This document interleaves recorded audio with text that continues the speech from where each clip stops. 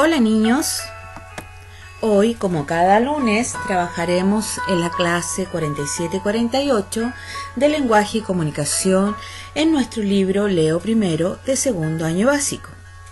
Las páginas que trabajaremos hoy serán desde la página 71 a la 79. Observemos a este grupo de niños y niñas que están aquí.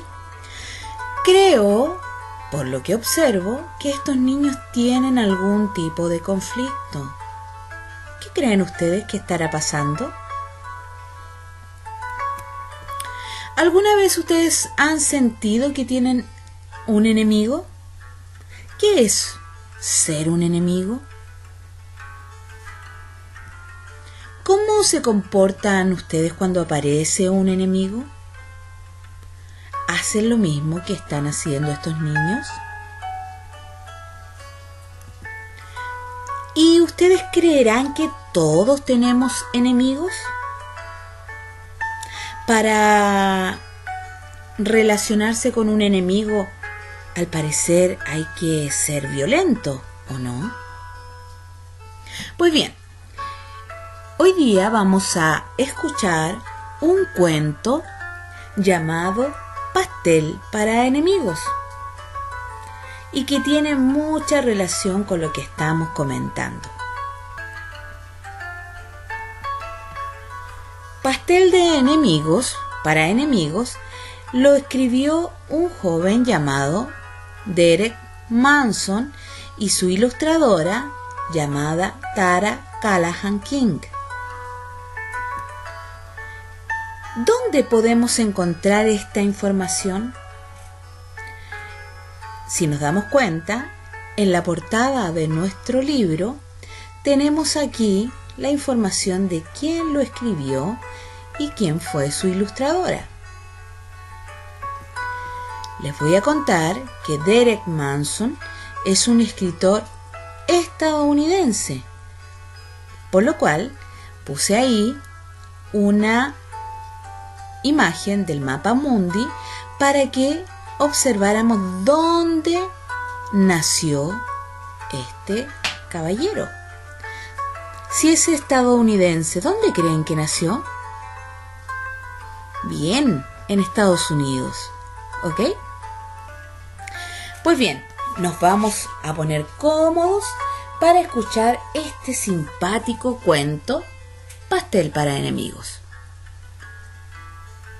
Hubiera podido ser un verano perfecto.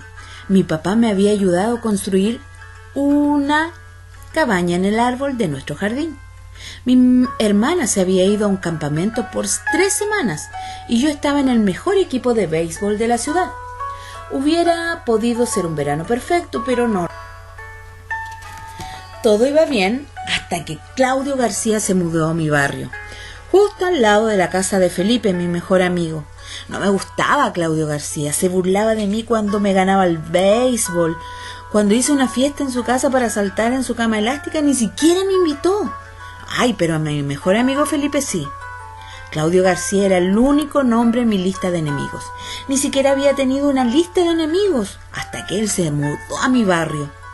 Pero nada más llegar él me hizo falta.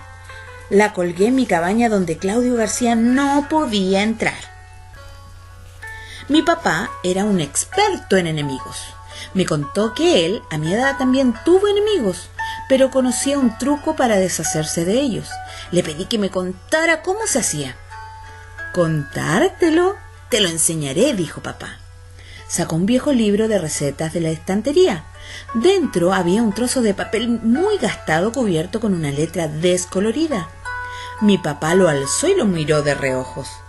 Pastel para enemigo, dijo satisfecho. Te preguntarás, ¿qué es exactamente un pastel para enemigos? Yo también lo pregunté, pero mi papá me dijo que la receta era tan secreta que no podía decírmelo. Concluí que debía ser mágica. Le supliqué que me diera una pequeña pista. Solo te diré esto, contestó. El pastel para enemigos es el método más rápido para deshacerse de ellos. Por supuesto, esto me hizo pensar mucho. ¿Qué clase de cosas cosas desagradables pondría yo en un pastel para enemigos? Le llevé a mi papá unos hierbajos del jardín, pero él negó con la cabeza. Le llevé gusanos y piedras, pero él me dijo que no lo iba a necesitar. Le di un chicle que había estado mascando toda la mañana, pero él me lo devolvió. Salí a jugar solo. Intenté meter canasta hasta que la pelota quedó colgada en el tejado. Me puse a lanzar un boomerang, pero nunca regresaba. Mientras tanto, oía los ruidos que hacía mi papá al batir, remover y mezclar los ingredientes del pastel para enemigos. Después de todo, aquel día podía llegar a ser un verano fantástico. El pastel para enemigos sería horrible. Intenté imaginar lo mal que debía oler, o peor aún, qué pinta iba a tener. Pero desde el jardín donde buscaba a Mariquita sentí un olor buenísimo. Y por lo que parecía el olor venía de la cocina. En realidad estaba un poco confuso. Entré en la cocina para preguntar a mi papá qué había salido mal. El pastel para enemigos no debía oler tan bien, pero papá era listo. Obvio, si el pastel olía mal, tu enemigo jamás querría comerlo, dijo. Estaba claro que no era el primer pastel para enemigos que hacía. El cronómetro sonó y mi papá se puso los guantes de cocina y sacó el pastel del horno. Tenía un aspecto de un auténtico pastel. ¡Ay, parecía buenísimo! Entendí el truco. Pero aún no estaba completamente seguro de que este pastel era para enemigos fuera funcional. ¿Qué les hacía exactamente a los enemigos? ¿Les hacía caer el pelo o les daba mal aliento? ¿O hacía llorar a los más bravucones? Pregunté a papá, pero no fue de ninguna ayuda, no me dijo nada. En cambio, mientras el pastel se enfriaba, me informó sobre mi parte del trabajo. Me dijo tranquilamente: hay una parte de esta receta que yo no puedo hacer por ti. Para que funcione el pastel para enemigos, tienes que pasar un día entero con tu enemigo. Peor aún, tienes que ser simpático con él. No es fácil, pero es la única manera de que el pastel para enemigos pueda surtir efecto. Oye, ¿estás seguro de que quieres continuar con el plan? Uy, por supuesto que lo estaba. Sonaba terrible, era espantoso, pero valía la pena probarlo. Todo lo que tenía que hacer era pasar un día con Claudio García, después desaparecería de mi vista para siempre. Me fui en bicicleta hasta su casa y llamé a la puerta. Cuando Claudio abrió la puerta, pareció sorprendido. Estaba de pie en el umbral de la puerta y me miraba esperando que yo dijera algo. Me sentía nervioso. ¿Puedes venir a jugar?, pregunté. Claudio parecía dudar. Voy a preguntar a mamá, dijo. Volvió con los zapatos en la mano. Su madre se acercó para saludar. Chicos, no se metan en líos, dijo sonriendo. Dimos una vuelta en bici y saltamos en la cama elástica. Luego hinchamos globos de agua y los tiramos a las chicas del barrio. Pero no acertamos. La madre de Claudio nos preparó una comida. Después de comer nos fuimos a mi casa. Era extraño, pero casi me lo estaba pasando bien con mi enemigo. Casi parecía simpático.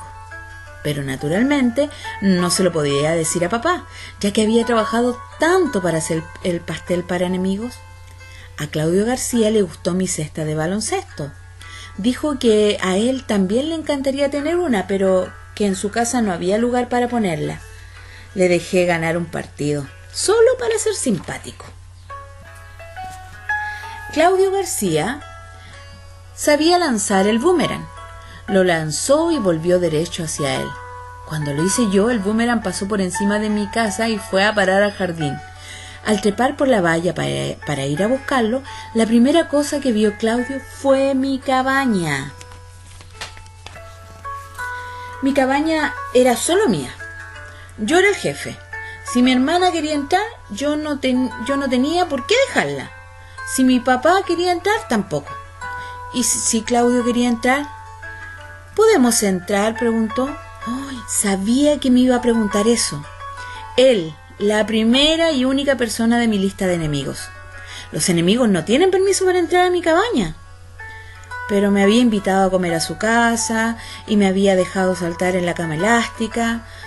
No había sido muy buen enemigo. De acuerdo, dije, pero espera un momento. Pasé delante y subí rápidamente para quitar la lista de enemigos de la pared. Tenía un juego de damas y unos naipes en la cabaña. Jugamos hasta que mi papá nos llamó para cenar. Nos hicimos los sordos y cuando papá salió a buscarnos intentamos escondernos, pero a él no le costó encontrarnos.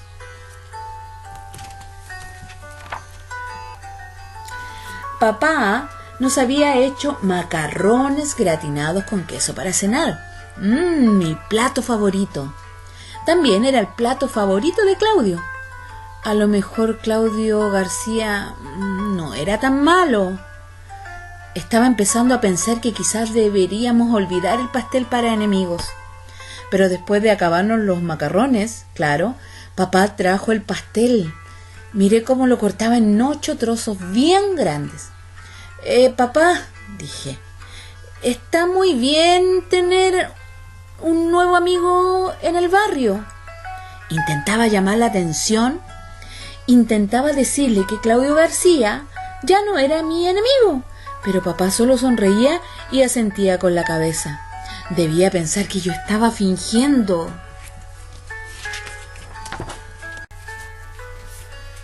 Papá puso 3 platos en la mesa, uno al lado del otro, con grandes trozos de pastel y enormes bolas de helado.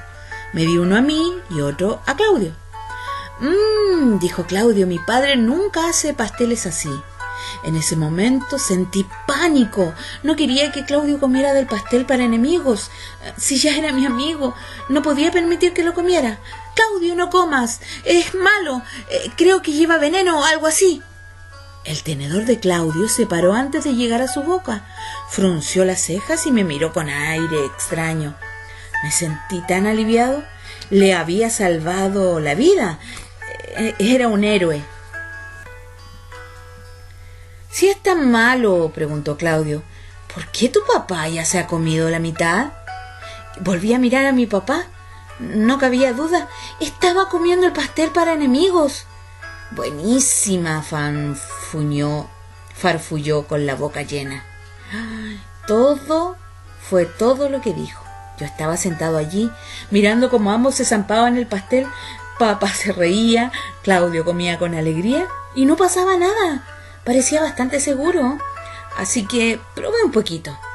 El pastel para enemigos era delicioso.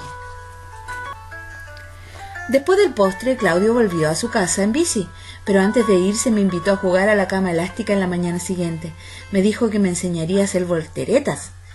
En cuanto al pastel para enemigos, todavía no sé cómo se hace.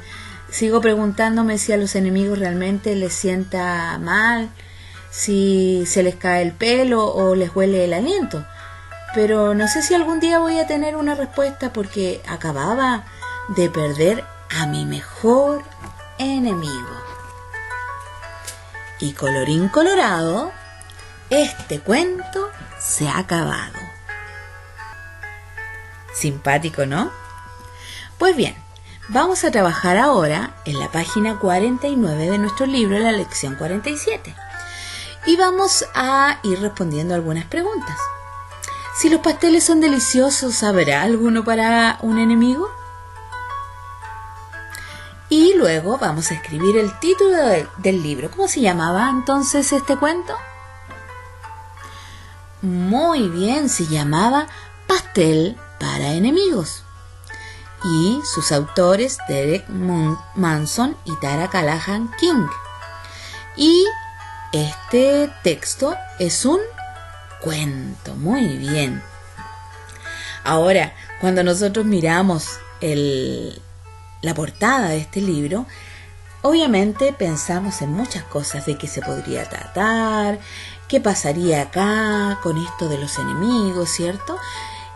¿Ustedes supusieron de lo que se trataba este cuento?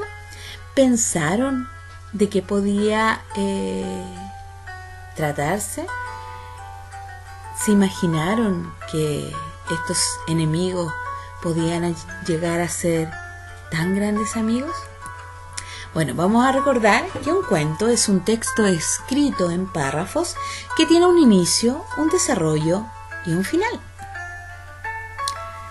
Y ahora, para cambiar, ¿les cocinarían ustedes algo rico a quien no les cae tan bien? ¿Y qué aprendimos de esta historia? Creo que nos entrega un mensaje muy grande y muy bonito. Bueno, vamos a cambiar de tema y ahora vamos a volver al texto que leímos la clase anterior llamado Pastorcita. Pastorcita de Rafael Pambo. ¿Recuerdan que este texto, qué tipo de texto era? ¿Era un cuento, una leyenda, un poema, una carta? ¿Qué tipo de texto es? Pues bien, Pastorcita es un poema. Y recordemos que los poemas están escritos en estrofas, que es el conjunto que está aquí. Una estrofa, 2 estrofas, 3 estrofas en esta primera página, que también está escrito en versos. Los versos son cada línea que lleva este poema. Y obviamente todos sus versos riman, ¿ya? Los poemas llevan rima. Pues bien, vamos a sentarnos cómodamente y vamos a leer nuevamente en coro, todos juntos, el texto Pastorcita de Rafael Pombo. Pastorcita perdió sus ovejas, y quién sabe por dónde andarán. No te enfades que oyeron tus quejas, y ellas mismas bien pronto vendrán. Y no vendrán solas, que traerán sus colas, y ovejas y colas gran fiesta darán. Pastorcita se queda dormida y soñando las oye balar. Se despierta y las llama enseguida, y engañada se tiende a llorar. No llores, pastora, que niña que llora, bien pronto la oímos reír y cantar. Levantóse contenta esperando que ha de verlas bien presto quizás, y las vio, más dio un grito observando que dejaron las colas detrás. ¡Ay, mis ovejitas, pobres raboncitas! ¿Dónde están mis colas? No las veré más. Pero andando con todo el rebaño, otro grito una tarde soltó, cuando un gajo de un viejo castaño cargaditas de colas halló. Secándose al viento 2, 3, hasta 100, allí una tras otras colgadas las vio. Dio un suspiro y un golpe en la frente y ensayó cuanto pudo inventar. Miel, costura, variado ingrediente, para tanto rabo remendar. Buscó la colita de cada ovejita y al verlas como antes, se puso a bailar. Entonces, en la página 79, vamos a leer nuevamente el texto Pastorcita, si es que no lo recordaban, ¿ya? Y vamos a ir trabajando con nuestro texto. En la actividad número 3 dice, para tanto rabo remendar. ¿Qué significa la palabra remendar? Pues bien, le dejo una pista, pues aquí la pastorcita está remendando las colitas o los rabos de estas ovejitas. Si no lo saben bien, ahora la mayoría tiene un tablet que puede entrar a buscar en algún diccionario el significado de la palabra remendar. Y para que sepan, remendar es coser un trozo de tela u otro material a una pieza de ropa vieja o rota para reforzarla o cubrir algo roto. Y también otro significado es reforzar con puntadas la parte gastada o rota de una pieza de ropa. ¿Se dan cuenta? Entonces, ¿qué significaba remendar? No es necesario que escriban todo esto, ¿ya? De acuerdo a lo que ustedes entendieron, van a escribir lo que significa la palabra. Luego vamos a responder estas preguntas. ¿Qué cosas se pueden remendar? Si en el texto la pastorcita remendaba las colas que se habían caído, ¿qué otras cosas nosotros podemos remendar en nuestra casa, por ejemplo? Y vamos a nombrar 2, ¿ya? En la actividad número 4 vamos a ver qué comprendimos. ¿Qué le faltaba a las ovejas cuando Pastorcita las encontró? Y escribimos. Le faltaba las... Y recuerden que comenzamos con mayúscula y terminamos con un punto. ¿Por qué crees que le habrán cortado el rabo? ¿Qué otro título le pondrías a este poema? Luego vamos a observar la imagen y vamos a realizar una pregunta. Si nosotros observamos ahí, tenemos la ovejita, hay un cerco, ¿ya? Y recordemos que los signos de interrogación se escriben al principio y al final de cada pregunta, ¿ya? Y luego también escribimos otra pregunta porque tenemos ahí al pastor y escribimos una pregunta, recordando que el signo lo ponemos al inicio y al final. ¿Qué signos pusieron ustedes ahora para hacer sus preguntas? Y lo escriben aquí, ¿ya? Y recuerden enviarme el ticket de salida, ¿ya? Con una oración con la palabra remendar. Ahora, ¿para qué usamos los signos de exclamación y de interrogación? A ver, los signos de exclamación, ¿para qué nos sirven? ¿Y los de interrogación? Ya sabemos que aquí estamos ocupando los signos de interrogación, ¿ya?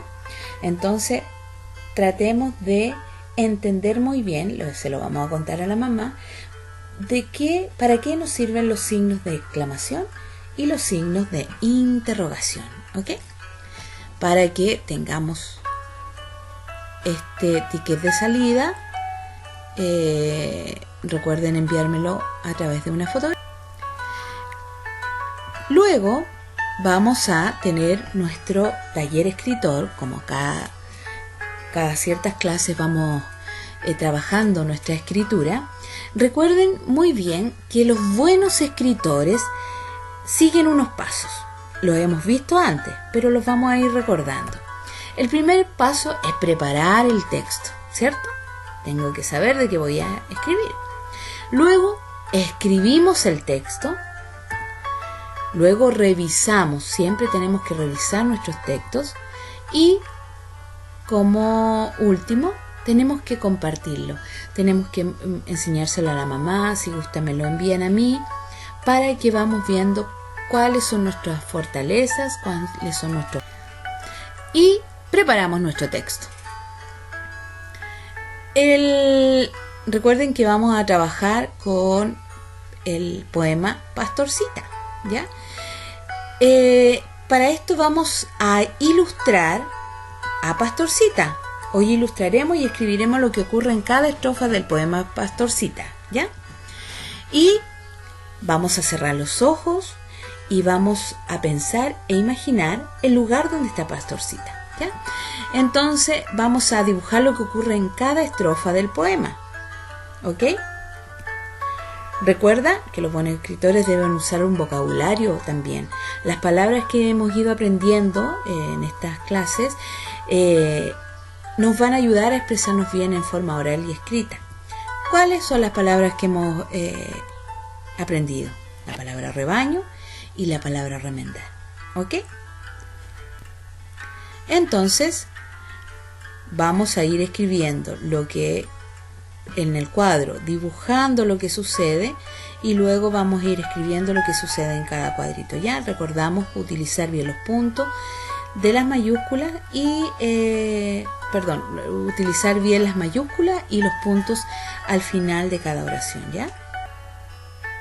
Luego vamos a revisar nuestro texto, obviamente con nuestra mamá, con quien esté en nuestra casa, y vamos a ir escribiendo sí o no, ¿ya? Y también comentando qué fue lo que nos gustó del texto, y luego vamos a compartir nuestro texto con nuestra familia.